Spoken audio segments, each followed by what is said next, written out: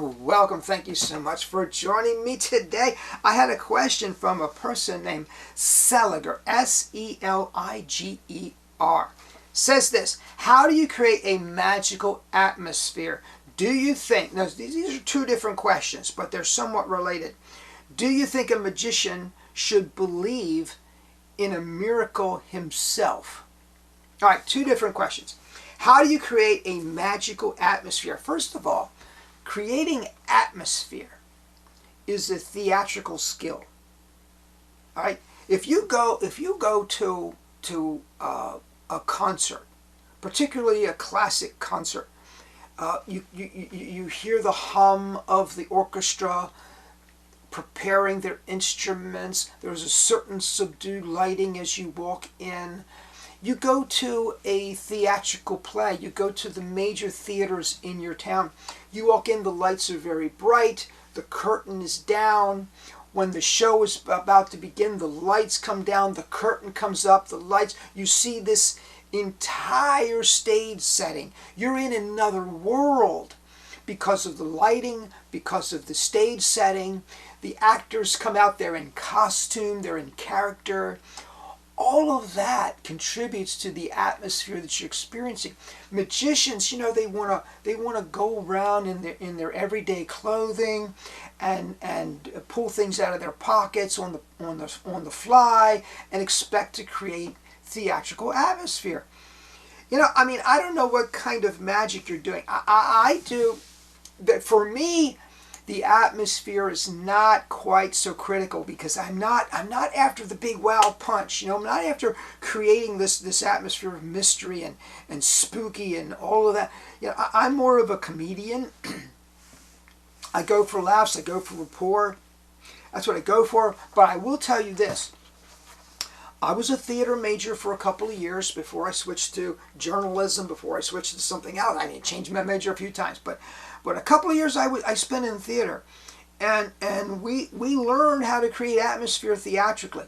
I remember I was doing a class with F. Scott Black on theatrical directing. This isn't film. This was theater, and we were going to be tested. We had a one-act play. Everyone in the class had a different one-act play to produce and direct, and I got extremely high scores because I created atmosphere with lighting and fog, and I just went over the top to create atmosphere because the story was about someone who was killed for what they believe in. It was very serious, and so I had to create this sense of a theatrical drama, and I did that with lighting and fog effects.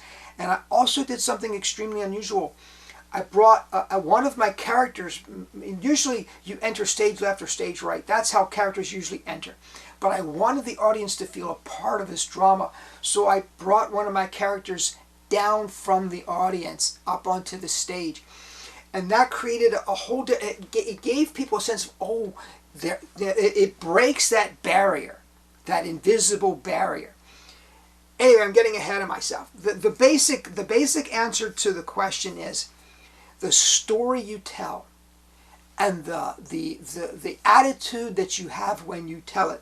The acting, you're acting, the way you comport yourself on stage, the music selection that you choose to accompany your piece, your set design, your theatrical lighting, your costuming, all these things contribute. You want to see an example of someone who creates theatrical atmosphere.